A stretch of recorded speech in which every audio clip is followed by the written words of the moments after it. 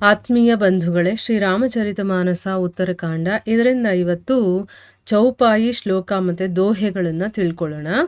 ಬಾರಿ ಮಥೆ ಗೃತ ಹೋಯಿ ಬರು ಸಿಕತಾತೆ ಬರುತೇಲ್ ಬಿನು ಹರಿ ಭಜನ ನ ಭವ ತರಿಯಾ ಯಹ ಸಿದ್ಧಾಂತ ಅಪೇಲ್ ಮಸಕಹಿ ಕರಯಿ ಬಿರಂಚಿ ಪ್ರಭು ಅಜಹಿ ಮಸಕತೆ ಹೀನ ಅಸ ಬಿಚಾರಿ ತಜಿ ಸಂಶಯ ರಾಮ ಹಿ ಭಜಹಿ ಪ್ರಬೀನ್ ವಿನಿಶ್ಚಿತಂ ವದಾಮಿ ತೇ ನ ಅನ್ಯಥಾ ವಚಾಂಸಿ ಮೇ ಹರಿಂ ನರಾ ಭಜಂತಿ ಯೇತಿ ದುಸ್ತರಂ ತರಂತಿತೆ ಕಹೆವು ನಾಥ ಹರಿ ಚರಿತ್ ಅನೂಪ ಬ್ಯಾಸ ಸಮಾಸ ಸ್ವಮತಿ ಅನುರೂಪ ಶ್ರುತಿ ಸಿದ್ಧಾಂತ ಇಹಯಿ ಉರುಗಾರಿ राम भजिय सब काज बिसारी प्रभु रघुपति तजी सेय काही मोहि से सठ पर ममता जाही तुम्ह विज्ञान रूप नहीं मोहा नाथ कीन्ही मो पर अति छोहा पूछी हूँ राम कथा अति पावनी सुख सनकादि संभूमन भावनी सत संगति दुर्लभ संसारा निमिष दंड भरी एकवु भारा एकवु बारा देखु गरुड़ निज हृदय बिचारी मई रघुबीर भजन अधिकारी सकुनाधम सब भाति अपावन ಪ್ರಭು ಮೋಹಿ ಕೀನ್ಹ ಬಿದಿತ್ ಜಗ ಪಾವನ. ಇವು ಚೌಪಾಯಿಗಳು, ಶ್ಲೋಕ ಮತ್ತು ದೋಹೆಗಳು. ಈಗ ಇದರ ಅರ್ಥವನ್ನು ತಿಳ್ಕೊಳ್ಳೋದಕ್ಕೆ ಪ್ರಯತ್ನ ಮಾಡೋಣ. ತುಳಸಿದಾಸರು ಹೇಳುತ್ತಾರೆ, ಕಾಕಭೂಷುಂಡಿಯವರು ಗರುಡನಿಗೆ ಭಕ್ತಿಯ ಬಗ್ಗೆ, ಆಮೇಲೆ ಭಗವಂತನಲ್ಲಿ ಭಕ್ತಿನೇ ಇಲ್ಲ ಅಂತಂದರೆ ಅದರಲ್ಲಿ ಸುಖನೇ ಇರೋದಿಲ್ಲ ಅಂತಂದ್ಬಿಟ್ಟು ವೇದ ಪುರಾಣಗಳೆಲ್ಲ ಬೋಧಿಸ್ತಾ ಇರುತ್ತೆ ಅಂತ ಕೆಲವೊಂದು ಉಪಮಾನಗಳನ್ನು ಕೊಟ್ಟು, ಅಂದರೆ ಆಗದೇ ಇರುವಂಥ ಅಸಂಭವ ಅಂತ ಹೇಳ್ತೀವಲ್ವಾ, ಅಂಥದ್ದು ಬೇಕಾದರೆ ಸಂಭವಿಸ್ಬಿಡ್ಬೋದು, ಆಗದೇ ಇಲ್ಲ ಅನ್ನೋದು ಕೂಡ ಆಗಿಬಿಡಬಹುದು.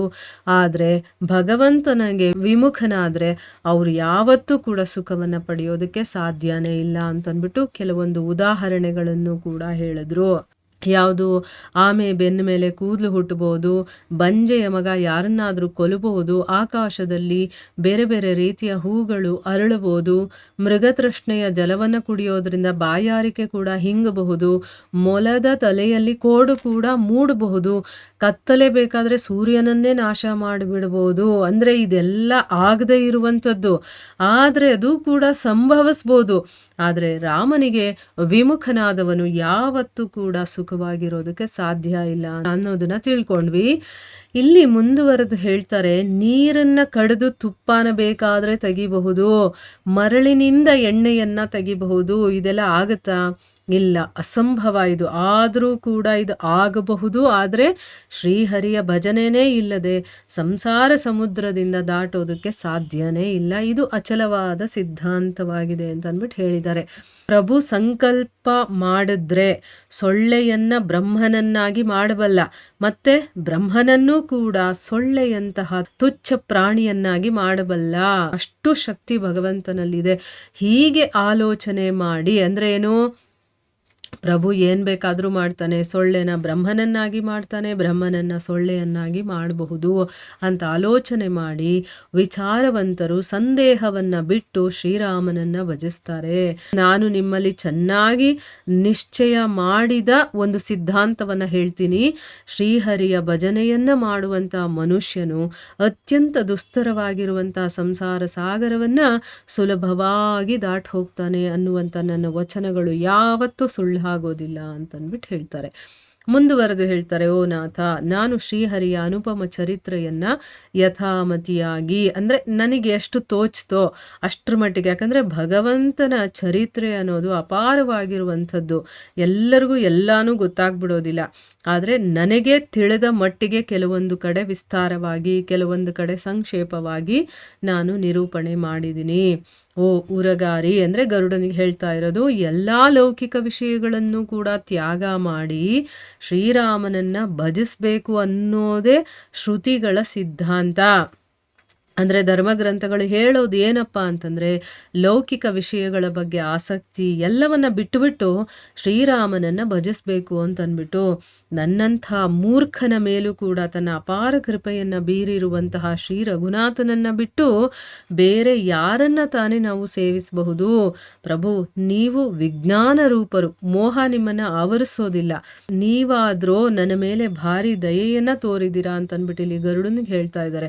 ನೀವು ವಿಜ್ಞಾನ ರೂಪ, ಅಂದ್ರೆ ವಿಜ್ಞಾನನೇ ನಿಮ್ಮ ರೂಪ, ಮೋಹ ನಿಮ್ಮನ್ನು ಆವರಿಸೋದಕ್ಕೆ ಸಾಧ್ಯನೇ ಇಲ್ಲ. ನೀವು ನನ್ನ ಮೇಲೆ ಕೃಪೆ ಮಾಡಿದಿರಾ. ಶುಕ ಸನಕಾದಿಗಳಿಗೆ, ಶಿವನಿಗೂ ಕೂಡ ಪ್ರಿಯವಾಗಿರುವಂಥ ಅತಿ ಪವಿತ್ರವಾದಂತಹ ಶ್ರೀರಾಮ ಕಥೆಯನ್ನ ತಿಳಿಸಿ ಅಂತ ನೀವು ನನ್ನಲ್ಲಿ ಕೇಳ್ಕೊಂಡಿದ್ದೀರಲ್ವಾ, ಅದು ನನ್ನ ಮೇಲೆ ನೀವು ದಯೆ ಮಾಡಿರುವಂಥದ್ದು. ಪ್ರಪಂಚದಲ್ಲಿ ಸತ್ಸಂಗ ಅನ್ನೋದು ಒಂದು ಗಳಿಗೆಯಾದರೂ ಸಿಗಲಿ ಅಥವಾ ಒಂದು ಕ್ಷಣವಾದರೂ ಸಿಗೋದಿದೆಯಲ್ಲ, ಅದು ದುರ್ಲಭ. ನೋಡಿದ್ರ ಸತ್ಸಂಗಕ್ಕೆ ಎಷ್ಟು ಇಂಪಾರ್ಟೆನ್ಸ್ ಇದೆ ಅಂತಂದ್ಬಿಟ್ಟು ಇಲ್ಲಿ ತುಳಸಿದಾಸರು ಹೇಳ್ತಾ ಇದ್ದಾರೆ. ಅಂದರೆ ಇಲ್ಲಿ ಕಾಕಭೂಷುಂಡಿ ಅವರು ಗರುಡನಿಗೆ ಹೇಳ್ತಾ ಇರುವ ವಿಚಾರವನ್ನು ನಮಗೆ ತುಳಸಿದಾಸರು ಹೇಳ್ತಾ ಇದ್ದಾರೆ. ಈ ಪ್ರಪಂಚದಲ್ಲಿ ಸತ್ಸಂಗ ಅನ್ನೋದು ಸಿಗೋದು ದುರ್ಲಭ, ಆಯಿತಾ. ಅದು ಒಂದು ಗಳಿಗೆ ಒಂದು ಕ್ಷಣ ಆದರೂ ಸಿಗೋದು ದುರ್ಲಭ ಅಂತ ಹೇಳ್ತಾ ಇದ್ದಾರೆ ಅಂದಮೇಲೆ, ನಾವು ಪ್ರತಿನಿತ್ಯ ಅದನ್ನು ಕೇಳ್ತಾ ಇದ್ದೀವಿ ಅಂತಂದರೆ ನಾವು ಎಷ್ಟು ಪುಣ್ಯ ಮಾಡಿದ್ದೀವಿ ಅಂತ ತಿಳ್ಕೊಬೇಕು. ಆದರೆ ಅದರಲ್ಲಿರುವಂಥ ವಿಚಾರಗಳನ್ನು ತಿಳ್ಕೊಂಡು ಅದು ನಮ್ಮ ಜೀವನದಲ್ಲಿ ಅಳವಡಿಸ್ಕೊಳ್ಳೋದಿದೆಯಲ್ಲ, ಅದು ತುಂಬ ಇಂಪಾರ್ಟೆಂಟು. ಇಲ್ಲಿ ಮುಂದುವರೆದು ಹೇಳ್ತಾರೆ, ಓ ಖಗರಾಜ, ನಾನು ಶ್ರೀರಾಮನನ್ನು ಭಜಿಸೋದಕ್ಕೆ ನಿಜವಾಗ್ಲೂ ಅರ್ಹನಾಗಿದ್ದೀನಾ? ನೀವು ಯೋಚನೆ ಮಾಡಿ ನೋಡಿ. ಅಂದರೆ ನಾನು ಕಾಗೆಯ ರೂಪದಲ್ಲಿ ಇರುವಂಥವನು, ನನಗೇನಾದರೂ ಅಂತ ಅರ್ಹತೆ ಇದೆಯಾ? ನೀವೇ ಯೋಚನೆ ಮಾಡಿ ನೋಡಿ. ಪಕ್ಷಿಗಳಲ್ಲೆಲ್ಲ ನಾನು ಅಧಮನಾಗಿದ್ದೀನಿ, ಅಪವಿತ್ರನಾಗಿದ್ದೀನಿ. ಹೀಗಿದ್ದರೂ ಕೂಡ ಜಗನ್ನಾಥನಾದಂತಹ ಶ್ರೀರಾಮಚಂದ್ರ ಪ್ರಭುವಿನ ಕಥೆಯನ್ನು ಹೇಳೋದ್ರಿಂದ ಪ್ರಭು ನನ್ನನ್ನು ಅನುಗ್ರಹ ಮಾಡಿ ಇಡೀ ಜಗತ್ತಿಗೆ ಪವಿತ್ರವಾಗಿಸಿ ಪ್ರಸಿದ್ಧವಾಗಿಸಿದಾನೆ. ಅಂದರೆ ನನ್ನ ಮೇಲೆ ಅವನು ಅನುಗ್ರಹ ಮಾಡಿ ನನ್ನನ್ನು ಪವಿತ್ರ ಮಾಡಿ ನನ್ನನ್ನು ಪ್ರಸಿದ್ಧಿ ಕೂಡ ಮಾಡಿದ್ದಾನೆ. ಕಾಕಭೂಷುಂಡಿ ಅಂತಂದರೆ ಎಲ್ಲ ಭಕ್ತರಿಗೂ ಗೊತ್ತಿರುವಂಥದ್ದು. ರಾಮಚರಿತ ಮಾನಸವನ್ನು ಯಾರ್ಯಾರು ತಿಳ್ಕೊಂಡಿದ್ದಾರೋ ಎಲ್ಲರಿಗೂ ಕೂಡ ಗೊತ್ತಿರುವಂಥ ವಿಚಾರನೇ ಅಂತಂದ್ಬಿಟ್ಟು ಇಲ್ಲಿ ಹೇಳ್ತಾ ಇದ್ದಾರೆ. ಅಂದರೆ ನನಗೆ ಯೋಗ್ಯತೆನೇ ಇಲ್ಲ, ಆದರೆ ರಾಮಚಂದ್ರ ಪ್ರಭು ನನ್ನ ಮೇಲೆ ಅನುಗ್ರಹ ಮಾಡಿರೋದ್ರಿಂದ ನನಗೆ ಆ ಯೋಗ್ಯತೆ ಬಂದಿದೆ ಅಂತಂದ್ಬಿಟ್ಟು ಇಲ್ಲಿ ಹೇಳ್ತಾ ಇದ್ದಾರೆ. ಸೊ ಇಲ್ಲಿಗೆ ನಾವು ನಿಲ್ಲಿಸೋಣ. ಹರೇ ಕೃಷ್ಣ.